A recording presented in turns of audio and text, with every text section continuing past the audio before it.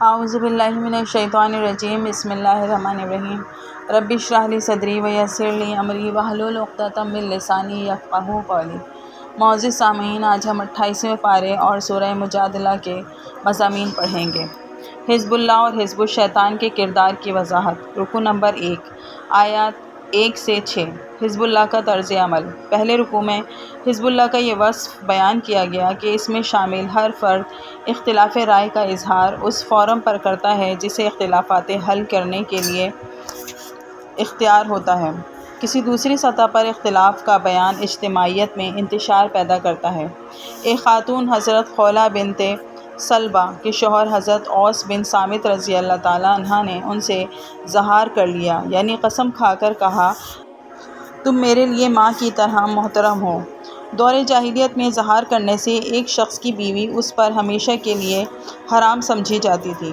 حضرت خولہ رضی اللہ تعالیٰ عنہ نے نبی اکرم صلی اللہ علیہ وسلم سے درخواست کی کہ میرے شوہر بوڑھے اور بچے ابھی چھوٹے ہیں، پورا خاندان مصیبت میں مبتلا ہو جائے گا، آپ اس مسئلے میں کوئی رعایت فرمائیں۔ آپ صلی اللہ علیہ وسلم نے فرمایا کہ ابھی شریعت میں اس مسئلے کے بارے میں ہدایت نہیں آئی، فی الحال اپنے شوہر سے علیحدگی اختیار کر لو۔ بجائے اس کے کہ وہ خاتون کہیں اور جا کر شکایت کرتی، وہ آپ صلی اللہ علیہ وسلم سے ہی ادب و احترام کا پورا لحاظ کرتے ہوئے بحث کرتی رہیں۔ اللہ نے اسی وقت آپ صلی اللہ علیہ وسلم پر وحی نازل فرمائی اور ظہار کے حوالے سے شریعت کی ہدایت عطا فرما دی کہ اس کی کوئی حقیقت نہیں اور کفارہ ادا کر کے شوہر بیوی کی طرف رجوع کر سکتا ہے۔ رکوع نمبر 2، آیت 7 سے 13۔ حزب الشیطان کی گھٹیا حرکتیں۔ دوسرے رکوع میں بیان کیا گیا کہ حزب الشیطان یعنی منافقین اپنے اختلافات کو با اختیار فورم پر بیان کرنے کے بجائے دیگر لوگوں میں بیان کرتے ہیں۔ نجوہ یعنی خفیہ سرگوشیوں کے ذریعے ان کا مقصد جماعت میں بے چینی اور انتشار پیدا کرنا ہوتا ہے۔ ان سرگوشیوں کے ذریعے وہ دوسروں کو گناہ، زیادتی اور قیادت کے احکامات کی خلاف ورزی کرنے کا مشورہ دیتے ہیں۔ دینی اجتماع کے دوران ساتھ ساتھ بیٹھتے ہیں، اشاروں سے اور ایک دوسرے کو کوہنیاں مار کر اجتماع کی کارروائی پر طنز کرتے ہیں۔ دبے الفاظ میں نازیبا کلمات ادا کر کے کارروائی کے اثرات کو زائل کرنا چاہتے ہیں۔ اجتماع ختم ہونے کے بعد بیٹھے رہتے ہیں تاکہ اگر کسی ساتھی پر اجتماع کی کارروائی کا اثر ہوا ہے تو اسے زائل کر کے جائیں۔ ایسے بدبختوں کے لیے بدترین عذاب ہے۔ مومنوں کو ہدایت دی گئی کہ جب حکم دیا جائے کہ مجلس میں کھل کر بیٹھو تو ایسا کر لیا کرو، اللہ تمہارے لیے کشادگی پیدا کرے گا۔ جب مجلس برخاست ہو تو فوراً اٹھ جایا کرو، اللہ تمہارے درجات بلند فرما دے گا۔ رکوع نمبر 3، آیت 14 سے 22۔ منافقانہ اور مومنانہ طرز عمل۔ تیسرے رکوع میں آگاہ کیا گیا کہ منافقین دین کے دشمنوں سے دوستی رکھتے ہیں تاکہ اگر مسلمانوں پر کوئی آزمائش آئے تو یہ ان سے کوئی رعایت حاصل کر سکیں۔ البتہ منافقین نہ اہل حق سے مخلص ہوتے ہیں اور نہ ہی دشمنان حق سے۔ ان کی اولین ترجیح اپنے مال، جان اور اولاد کی حفاظت ہوتی ہے۔ روز قیامت مال اور اولاد انہیں عذاب سے بچا نہ سکیں گے۔ جب ان سے باز پرس کی جاتی ہے کہ مخالفین حق سے کیوں دوستی رکھتے ہو تو جھوٹی قسم کھا کر کوئی عذر پیش کر دیتے ہیں۔ شیطان نے انہیں پوری طرح سے گھیر لیا ہے اور اللہ کی یاد سے غافل کر دیا ہے۔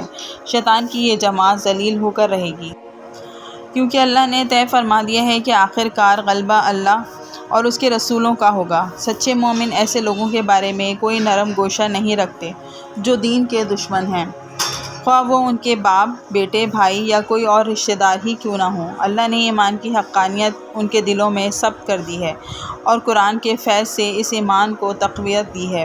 ان کے لیے سدا قائم و دائم رہنے والے جنت کے باغات ہیں۔ اللہ ان سے راضی ہے اور وہ اللہ کی عنایات پر راضی ہیں۔ بلا شبہ اصل کامیابی اس حزب اللہ ہی کے لیے ہے۔ بسم اللہ الرحمن الرحیم۔ سورۃ الحشر۔ باطل کی ذلت اور حق کی عظمت کا بیان۔ رکوع نمبر 1، آیت 1 سے 10۔ یہود کی ذلت اور مہاجرین و انصار کی تحسین۔ یہودی قبیلہ بنو نذیر نے غزوہ احد کے موقع پر میثاق مدینہ کی خلاف ورزی کی اور بعد ازاں نبی اکرم صلی اللہ علیہ وسلم کو شہید کرنے کی سازش کی۔ ان جرائم کی سزا دینے کے لیے جب مسلمانوں نے ان کے قلعوں کا گھیراؤ کیا تو انہوں نے بغیر جنگ کیے ہتھیار ڈال دیے۔ اس رکوع میں حکم دیا گیا کہ بغیر جنگ کے دشمن سے حاصل ہونے والے مال پر غنیمت کا نہیں بلکہ فے کا اطلاق ہوگا۔ مال فہ مجاہدین میں تقسیم نہیں ہوگا بلکہ کل کا کل مستحقین پر خرچ ہوگا، تاکہ دولت کی گردش صرف عمرہ کے درمیان نہ ہو بلکہ اسے محرومین تک بھی پہنچایا جائے۔ مزید ارشاد ہوا کہ رسول اللہ صلی اللہ علیہ وسلم کا حکم بھی اسی طرح سے حجت ہے جس طرح قرآن کے احکامات۔ آپ صلی اللہ علیہ وسلم مال فہ ان مہاجرین کو دیں گے جنہوں نے اللہ کی رضا کی خاطر اپنے مال اور گھر چھوڑ کر مدینہ ہجرت کی۔ آفرین ہے انصار مدینہ کے لیے جنہوں نے تنگ دست ہونے کے باوجود مہاجرین کی بھرپور نصرت کی۔ بلا شبہ نفس کی ترغیبات پر قابو پا کر اللہ کی رضا کی پیروی کرنے والے ہی کامیاب ہیں۔ وہ مسلمان لائق تحسین ہیں جو دعا کرتے ہیں کہ اے اللہ، زندہ اور وفات شدہ تمام مومنوں کی بخشش فرما اور ہمارے دلوں کو مومنوں کے خلاف ہر کدورت سے پاک کر دے۔ رکوع نمبر 2، آیت 11 سے 17۔ منافقین کا شیطانی طرز عمل۔ غزوہ بنو نذیر سے قبل منافقین نے بنو نذیر کو پیغام بھیجا کہ جنگ ہو یا جلا وطنی، ہم ہر صورت میں تمہارا ساتھ دیں گے۔ مسلمانوں کو تسلی دی گئی کہ جھوٹے اور بزدل منافقین کسی بھی صورت میں یہود کا ساتھ نہ دیں گے، وہ یہود کے ساتھ شیطان والا کردار ادا کر رہے ہیں۔ شیطان انسان کو اللہ کی نافرمانی پر اکساتا ہے۔ جب انسان یہ جرم کر بیٹھتا ہے تو شیطان اس کے جرم سے اعلان برات کرتا ہے۔ روز قیامت جرم کرنے اور جرم پر اکسانے والے دونوں کا بدترین انجام ہوگا۔ رکوع نمبر 3، آیت 18 سے 24۔ اللہ کے ذکر سے غفلت انسان کو حیوان بنا دیتی ہے۔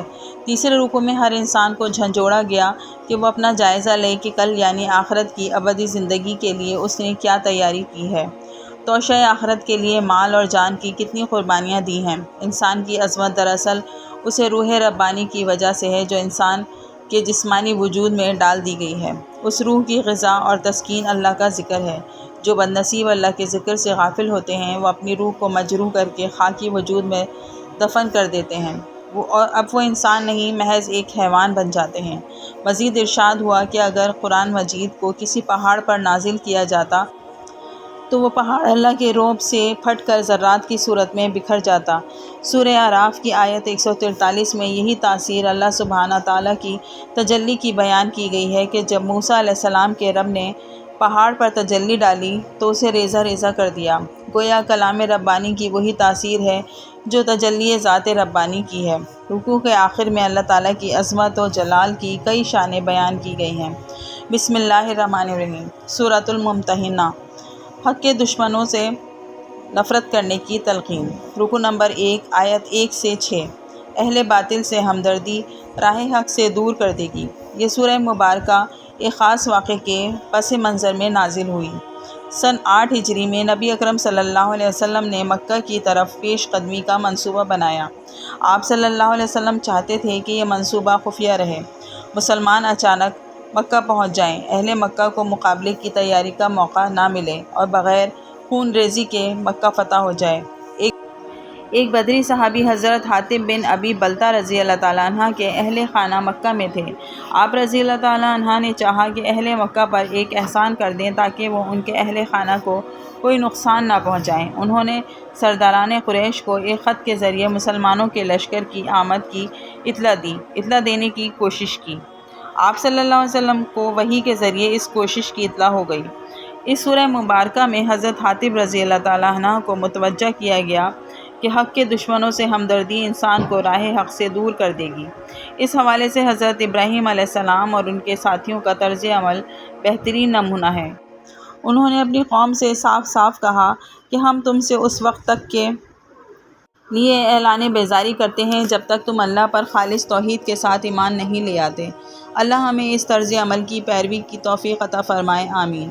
رکوع نمبر 2، آیت 7 سے 13۔ خواتین کی بیعت۔ اس رکوع میں اجازت دی گئی کہ ایسے کافر جو اسلام یا مسلمانوں کے خلاف کسی سازش یا مہم میں شریک نہ ہوں، ان سے حسن سلوک اور برابری کی بنیاد پر تعلقات رکھے جا سکتے ہیں۔